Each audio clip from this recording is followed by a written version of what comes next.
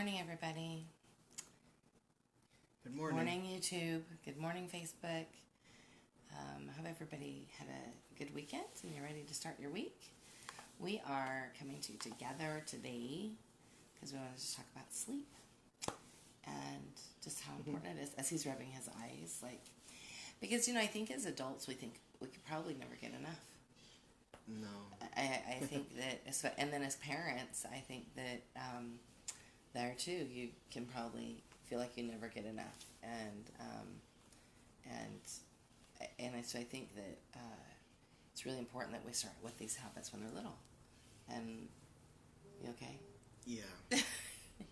And I think just making sure all the things that are hooked up. Yes, he's usually just behind the camera. So today he's in front of the camera, behind the camera at the same time. So he's just adjusting himself.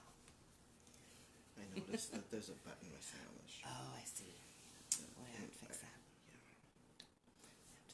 Anyway, so with regards to sleep, we wanted to sort of talk about how important it is that we really start them off with good sleep habits, and then continue those sleep habits through their childhood, so that when they sort of walk into adulthood, they're feeling confident and they don't have sleep issues. And because I think about how many people that I work with, and their sleep is they're struggling with it, and then their child is struggling with it, or just their child is struggling with it. And so I think that I think it's important to look at our sleep first, and it's really one of the important first pieces with regards to rhythm.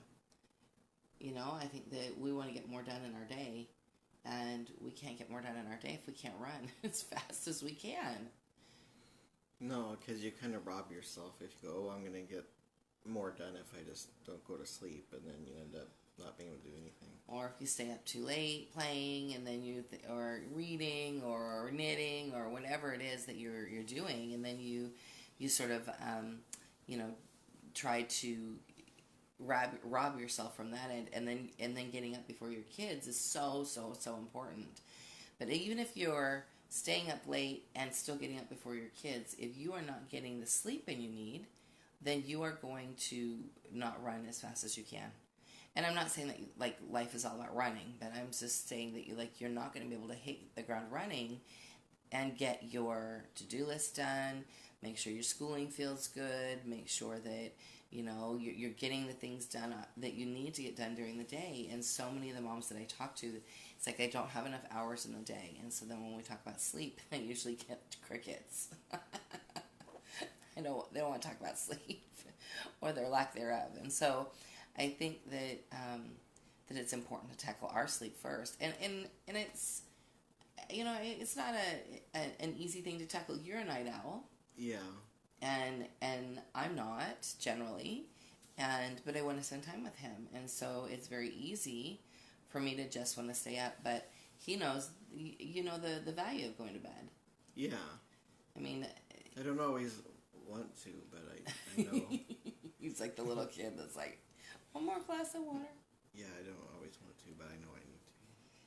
And it's really helpful. I mean, we found there's lots of things that because we work together, obviously, and so we're up in the morning, and we get to spend couples time together in the morning, which is nice, because if we're up at 5:30, we have a good hour and a half almost before kids are up, and so we have the opportunity to have intimate time then, but we also have the opportunity to get our business meeting done and really connect before everybody's wanting a piece of us.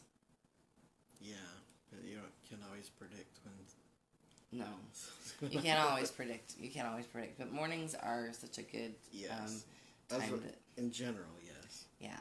What would you say? Because I know you've really struggled with being a night owl. What would you say were your catalysts for change? Just when I would think about how things weren't going quite right and why and where my energy was. I think that the phlegmatic brain is very logical. Very logical. And so it was definitely about comfort all around, but comfort on the stuff you wanted to get done. Yeah. I think so too. I think that I think that it's something that that people really struggle with. And so I think if you're struggling with actually being able to get to sleep and being able to have the nurturing sleep you need, I think you have to take care of it. I think you have to really decide, hey, I need to do this. I need to take care of what is going on, and whether it be figuring out a sleep supplement or going like when he had sleep apnea, so he had to do sleep study, and goodness, your sleep got 1,000 times better. I mean, I think you were sleep starved for almost 10 years. I had no idea until they checked it, and because the doctors were like, "You might have to have your license taken away." I know, it was really bad. He was falling asleep at stoplights because like the sleep was so not restorative to him, and he had some like crazy when he went to do the sleep study. It was like you lost consciousness like 100 times in an hour or something insane like that. Like that he was it measured me. It measured when I stopped breathing. Yes, and like he would stop breathing a lot, and they said it was like the worst case they'd ever seen, and so for him that first night with no snoring, I thought he was dead. I was so worried. I didn't sleep a wink that night because he was so quiet, and he had never been quiet. He was so loud in his snoring that when the boys would go to scout camp, everybody would pitch their tents away from the Nielsen tent because he was so loud. I just find it funny. And now you're not at all. At all. So if you've got sleep issues like that, you need to sort them out. It's sort of showing your kids that, hey, there's a problem and mom and dad are figuring out a solution. At every turn, we have to remember that our children are watching us and looking to us for how they're going to adult later. And so if we are not taking charge on the things that are going on in our home, they will remember that. Maybe not consciously, but it will come out in other things. And so I think that that's super important. And then, do you have any other thoughts on adult sleep? Yeah, you want to be careful about what you watch before you go to sleep. Totally, yeah. If you're somebody who likes to watch TV, we like a good Marvel show before bed. But you have to be careful about because it interrupts your sleep, and I think that it is whatever that sense impression is before you go to bed is what sticks with you. So if you're gonna watch TV, make sure it's good. Make sure it's not something that's stressful. Watch The Walking Dead. Yeah, don't watch The Walking Dead before bed. When we used to watch that show, we would always watch it early enough so that we could watch something else afterwards because it was too much. Then we just don't watch that show anymore. It's too much. No, I remember having dreams about it. I was like, okay, I'm done. Yeah, we're done. We're done. So you really want to be careful with like what you're watching and probably what you're reading too before bed. And I think that because so much of what we're processing during the day, like we process in our sleep, and that's really, I mean, one of the tenets of this of Waldorf education is that things work on you in your sleep, and so they work on us too as adults. So we want to make sure that our relationships are in a good place, that we have a good relationship with nature, that we have a good relationship with source, all of those things, because all of those pieces have something to do with how we sleep and how we govern sleep. And if you don't believe me, then get all of those things in a good place and see if you sleep better, because it's so much better when you have those things in a good place. And actually, we are going to be launching a new program on Friday, and it's a monthly parenting program where we send out something on a different topic every month, and it's through our Parents Who Thrive website. Our Thinking, Feeling, Willing members will have access to it, and it's called Straight Talk, and so it's just going to be about different topics every month, and the first month the topic is sleep, and so we'll be launching that on Friday, so look for a video from us on Friday. But we wanted to sort of talk about this this topic because I think it's so important, and I think it's one that, as parents, there's probably a few things in parenting that are as stressful as getting a child to sleep. What do you say? I mean, once you sort it out, But I think it's like a constant with some kids. And Not with all kids, though. If you can't get them to sleep, and then you're tired, and it's like, oh no, they're going to outlast me, and then what's right, gonna happen? right. Then what's going to happen? Lord of the Flies. That's what happens. This is all crazy. But me looking down and not sleeping. I know it's. I'm looking at this computer. He's looking at the computer. Normally, I'm not. Normally, it's not in front of the camera, so we have to wrangle how to better.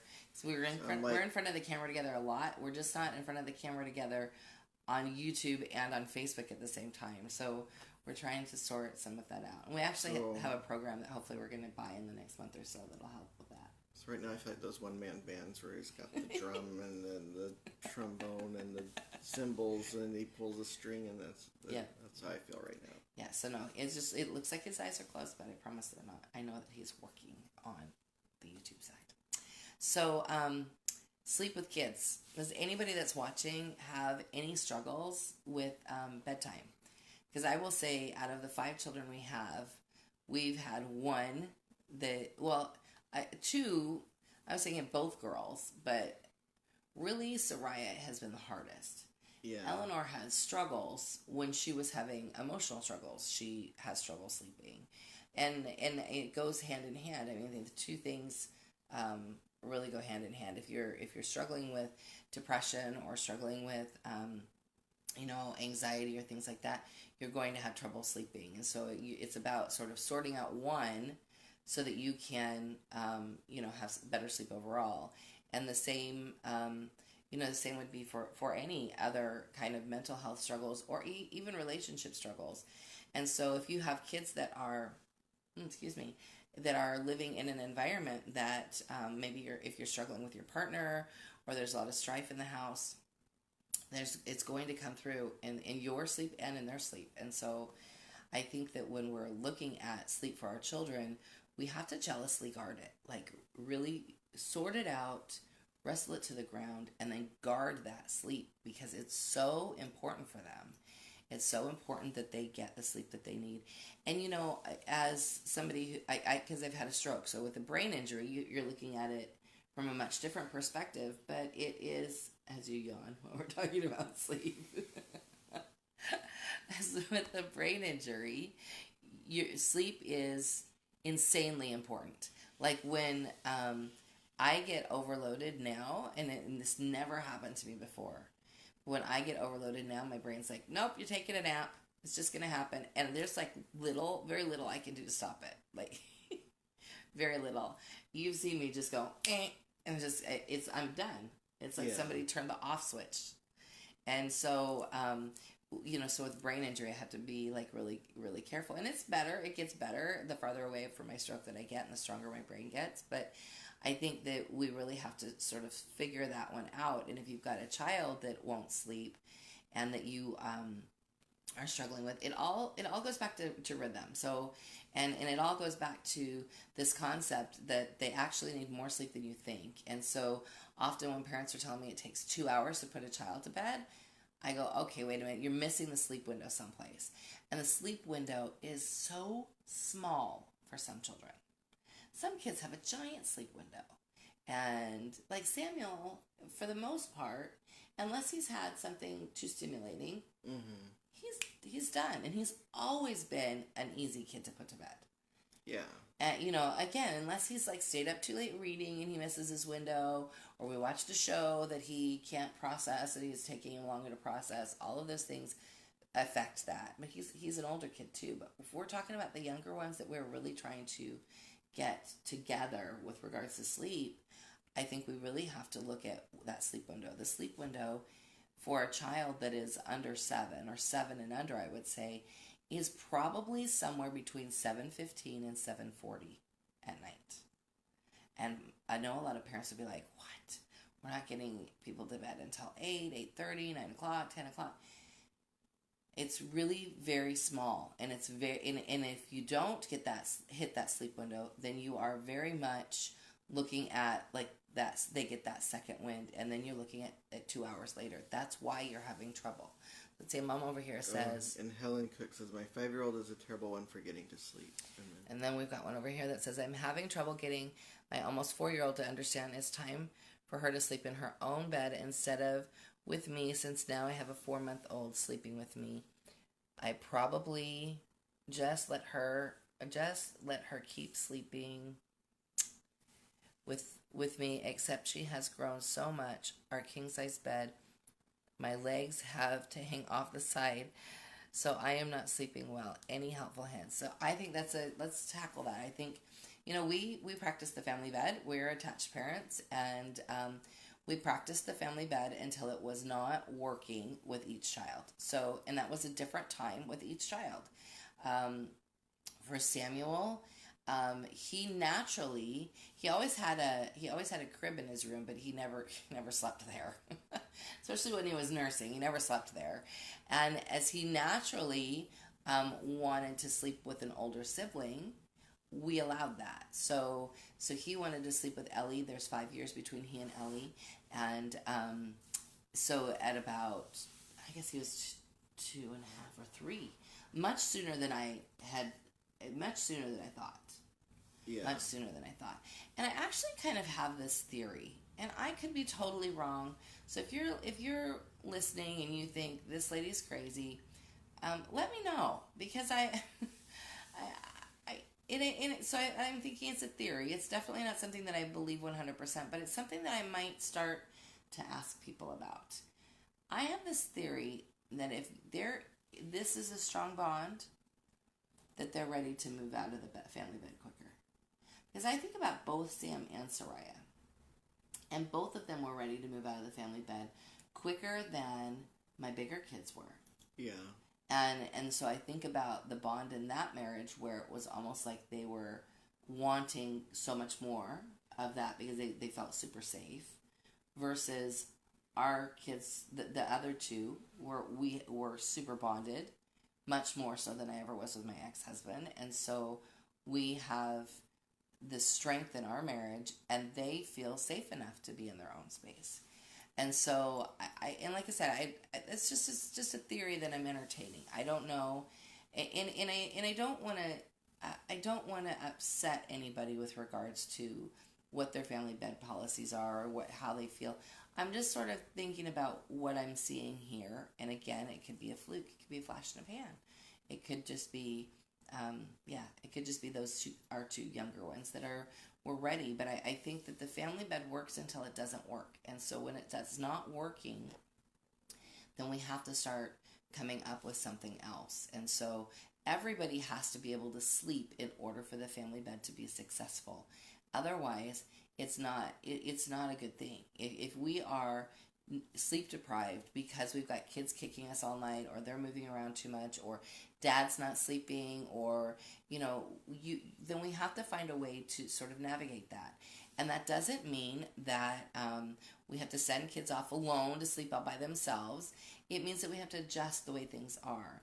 So I would at first say that as you're sort of moving from the family bed to their own bed, there's a couple of things you can do. One, you could put another mattress in your bedroom, another bed in your bedroom, and move them to that bed in your bedroom.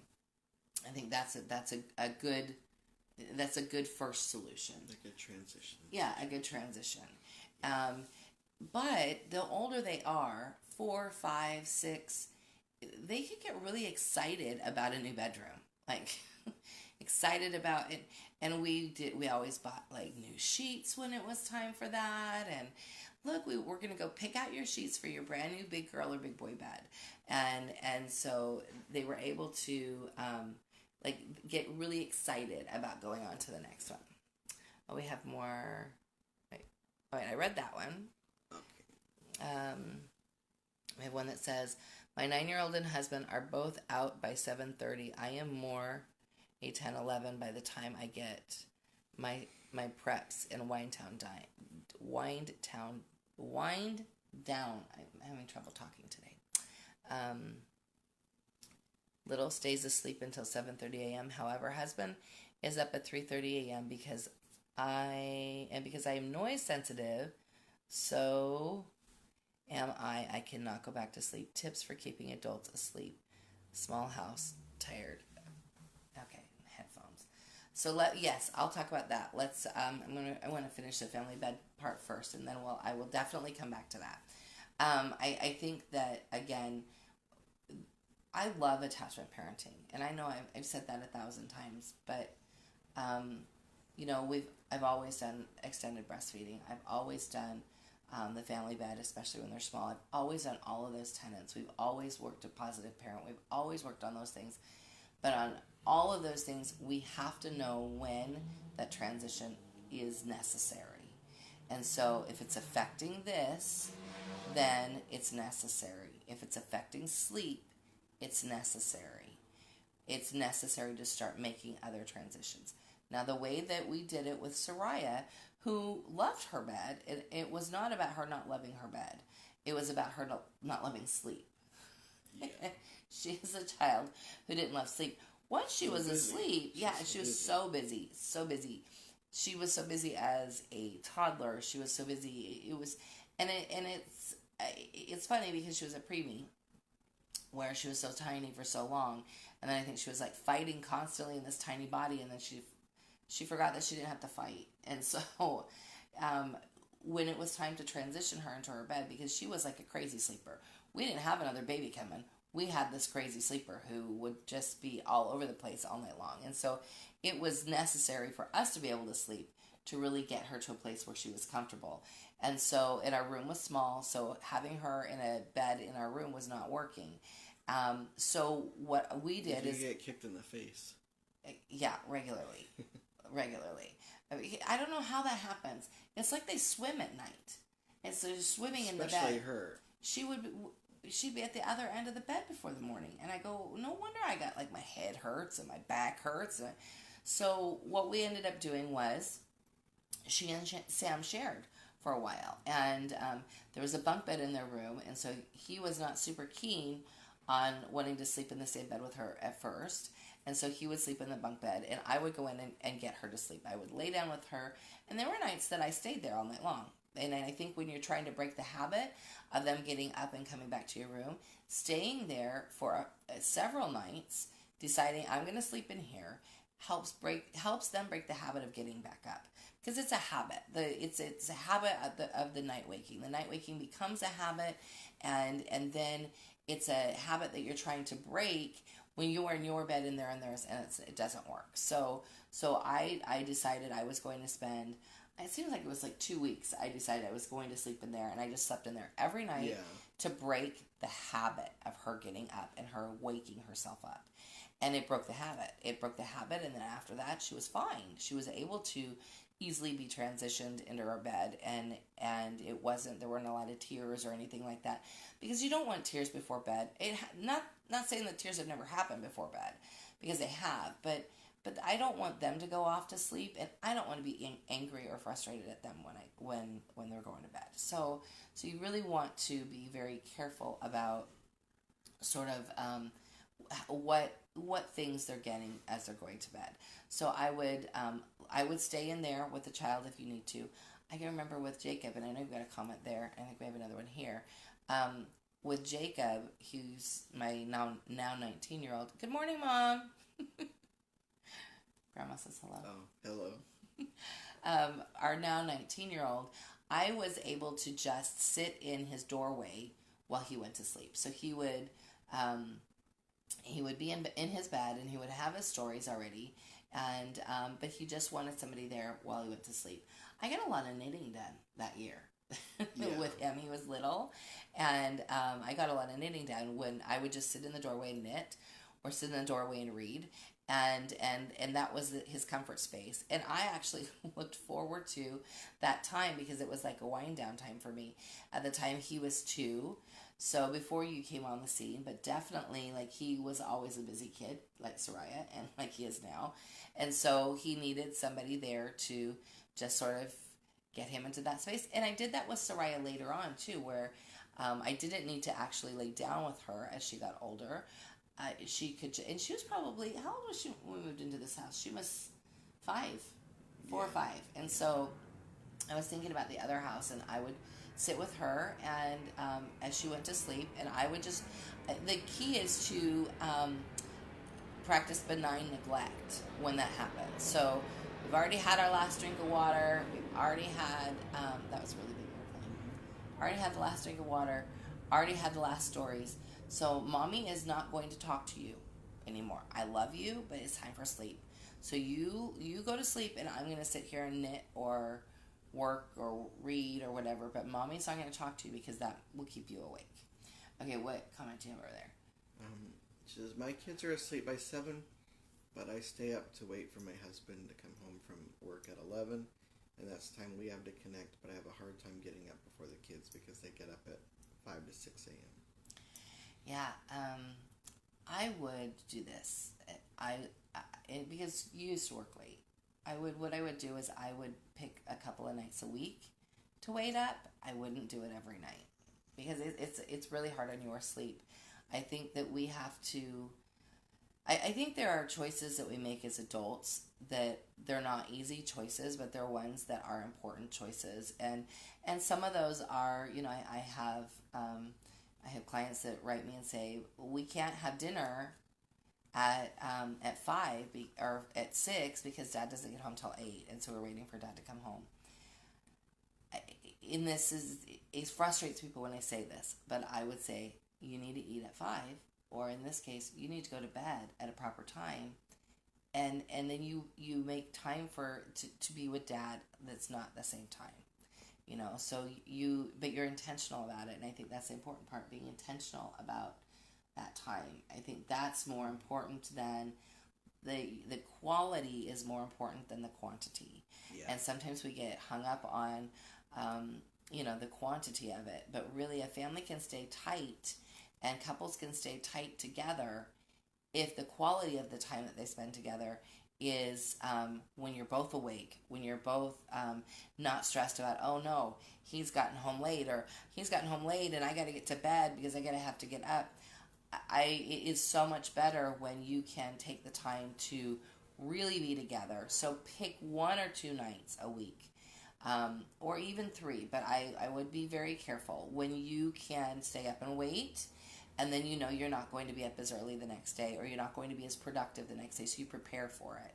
I think that really and truly we have to decide as grown-ups that, hey, this is the path we're walking, this is the job he has, these are the choices we made, so I need to make sure I get to bed.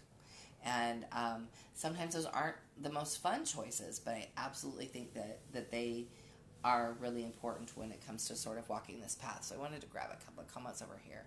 So with regards to this mom over here that says that her husband is up at 3:30 a.m. Mama, I would go to bed earlier. Not so that you can get up at 3:30, because 3:30, man, I wish I could pull 3:30. I haven't been able to pull 3:30 in a lot of years, like way before my stroke. But I used to be able to get up that early, and if it had been me during that time period, I would just have stayed up. But if there's a way that he can get out of the house in the morning without waking you, I would have a really good, serious chat about that. I would talk about what things can happen. Can you have his lunch already all made so that he doesn't have to do that? All he has to do is grab it. Can he shower at night? So all he has to do is put his clothes on and get out the door. Can you talk about using night lights throughout the house rather than him turning lights on? What else could you think of? Because we had kids that are coming and going. Like we have a daughter that has she starts working really early, and she's generally pretty quiet. And we have a small space. I understand small house. We live in 800 square feet, so everybody has to be very mindful of the other person's space and sleep here. I was trying to think if there was anything else. Make sure he knows where his keys are the night before. All of those, like the garage door opener, all of those things should be in one spot so he's not hunting for them. Being mindful of how you walk, because we've had kids that walk through. Right. And being that we're on the 2nd floor, and so there's not the ground right below us. It's easy to stomp. It's like we're walking across a drum in this house. Right. So I would examine all of the things that actually wake you up, and then sort of go from there. If it's is it noise because he's making his lunch? Is it noise because he's making his breakfast? If it's the breakfast situation, make some muffins the day before, put them in the fridge so that he has them. Make sure that if you're coffee drinkers, that the coffee pot is already on and going.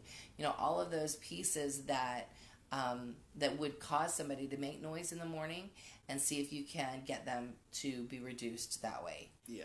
Okay, what else do we have over here? Oh, she says, just a note, he's retired home. Oh, he's not getting up to go to work. He's just up at 3:30 in the morning. I see. I see.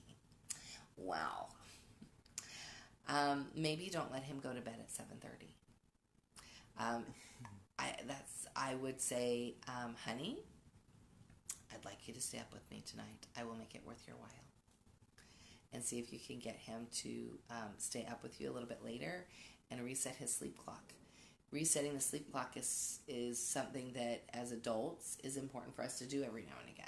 So maybe he needs to reset his sleep clock. But otherwise, if you're a mom that's having struggles with getting up and being too noisy, that's what I would do. I would also say if he cannot reset his sleep clock, or he is not on board with resetting his sleep clock, that I would tell him, then you can go in a room and read a book. It may not be noisy in the morning. I need to sleep. You got to get on the same page about it. Have a brass tacks conversation about why it's not okay. So, I was thinking back to kids. Sleep time rhythm. I think that in Waldorf we overcomplicate things. We do not need to have an elaborate rhythm for everything. We sort of joked in our parent session of the summer camp, but it's so true.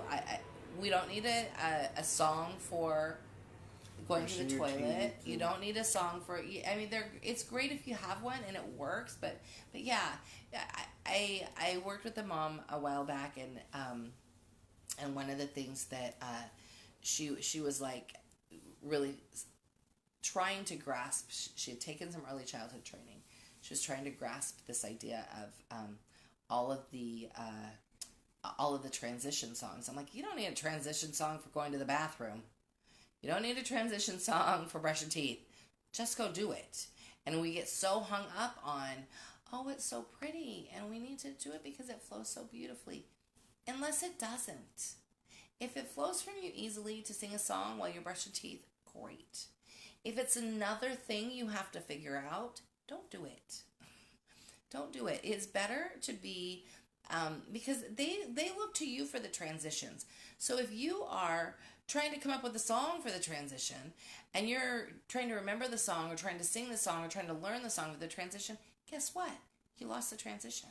Well, and if you make it really complicated, and then the parent that does all that stuff isn't there, and it's the other parent, then you're not going to get them to sleep. Yes, it's like, you're doing it wrong. That's not how mom right, does it. Right. And so you really want a very, very simple, cut and dry sleep rhythm. It can still be pretty. It just doesn't need to be crazy elaborate. So just for us, I would say we have kids in the same room. We have not always had kids in the same room, but I would at least have everybody together for story time. We come together to light a candle, say a prayer. I read a couple of chapters from Thornton Burgess, and then we put on a Sparkle Story, and I leave the room, and we're done. It's enough. And yes, we've had to get to that point. We've had to work to get to that place. But even if I had to stay in the room where I used to have to stay in the room with Soraya until she went to sleep, it would still be, I would be in there knitting or working on the computer or reading a book. It would not be a lot of engaging. So that sleep rhythm of ours takes about 20 minutes. It should not take longer than that. If you're taking longer than that, you are going to miss their sleep window, and they're going to be up for another 2 hours. You've got to harness the sleep window. And sometimes that means you have to stop doing adult things that you really want to do so you can get them to bed. Last night, for instance, I was thinking, I had some stuff I wanted to work on, and it was like 5 minutes after 7. And we were having a chat, and it was a pretty deep conversation, and I looked at my watch, and I was like, oh no, I want to have this conversation with you, but these people need to go to bed. Yeah. And so we stopped what we were doing. We put everybody to bed. And with the beauty of getting the sleep window is usually they're asleep in like 10 minutes or less. when you meet it. It's Yeah. I mean, you were saying last night, I'm always so surprised at how fast Ryan goes to sleep when we hit the sleep window. Yeah, it's right away, even though she's right away. busy. It's like, boom, she's asleep. But if we miss the sleep window, then we get the, I don't know how to sleep. I can't sleep. And she might have only laid there for 30 seconds, and then she's freaking out about not being able to sleep. But because she has this strange worry that she's not going to sleep. And I said to her the other day, okay, then you don't sleep. Just lay there and look at your stuffed animals. It's okay with me if you don't sleep. And she always goes to sleep. But the way the lighting is with the window. I know it's not great on Facebook. With the sun coming up. Oh yes, we're losing it. Yeah. So we need to wrap it up anyway. Yeah. So join us on Friday, and same time, same place. We are going to talk about our new monthly program through our Parents Who Thrive website, and we're going to talk about it's called Straight Talk, and the first month is all about sleep, and the program will be kind of fun. So at least I think it'll be fun. It'll have videos, and podcasts, and a monthly workbook to go along with it. Mm-hmm. And so I think this is great if you are it's not going to be homeschooling focused. It's going to be parenting focused. So it's great if you're not a Thinking Feeling Willing member, and you don't need that, and you'd rather just have this. And so it'll be very nicely priced, and we will talk about all of that on Friday, 6 a.m. Pacific. So let's see. We have one more over here. How do you determine the sleep window? Okay, the sleep window. If you have a child that does not nap and is 7 or under, your sleep window is between 6:45 and 7:20 generally. If you have a child that naps, make sure that they're up from that nap by 3 p.m. And then you work them hard between 3 p.m. and 7 p.m. So when they get up from that nap, you go outside and you run and you get all of the crazies out, or you go to a swimming pool and you're swimming really hard and you're spending all of this time. It's all about movement. So you want to make sure you get plenty of movement in. But when you miss that sleep window, you really pretty much ought to, if you miss a sleep window, you need to just resign yourselves that you've missed it and just camp out with a book, because it will be probably roughly an hour or two before they're ready to go down again, because they've caught that second wind. So like one of the things that we tend to do is if we know we've missed it, we go for a walk. Yeah. What have we got over here? Oh, and Helen Cook says that's super helpful. I don't think I've been willing to take time out of my adult activities to wait with her for her to sleep. Yeah, and I think that we go, dang it, I've been parenting all day. I just need you to go to sleep. Yeah. Even if we don't say it like that, that's what's going on in our head, And I go, I just really want you to go to sleep. Or poor Samuel now, because he's 12 and he gets to watch a show a couple of nights a week after she goes to bed, if she goes to bed. Mm-hmm. So now he's guarding the sleep window. He's like, Mom, it's 10 minutes to 7. Are we all ready for bed? He wants to make sure, because if it's a night that he gets to watch a show with me, then he's really guarding that and really wants to sort of make sure that she is on her way to bed and that everything is ready. And he'll come into me and he'll say, the bedroom's ready, the diffuser's got oil in it, all we need to do is put her to bed, because he knows as soon as she goes to bed that he gets the time that he wants with us. Yes. And that's really important time that he and I and you spend together, because you're always there too. So I think that it's great when you have older kids on board with you to help everybody get to bed. If you miss the sleep window, like I said, I would go for a walk. I would not go for a drive. I would go for a walk, because you go for a walk, then it's something that's physically active, and I make them run. I go, okay, I want you to run to that stop sign. I want them bone tired when we get home. Pliable exhaustion. Yes, pliable exhaustion is great. As the sun's coming up. Yes, we need to be done, because it's, otherwise you're not going to be able to see us at all. No. So, anyway, I hope you all have a nice week. We will see you hopefully back here on Friday at 6. We will put an event together, and so that we can talk about our launch then. Yes. So we will see all of you later. I hope you guys have a great week. Mm-hmm.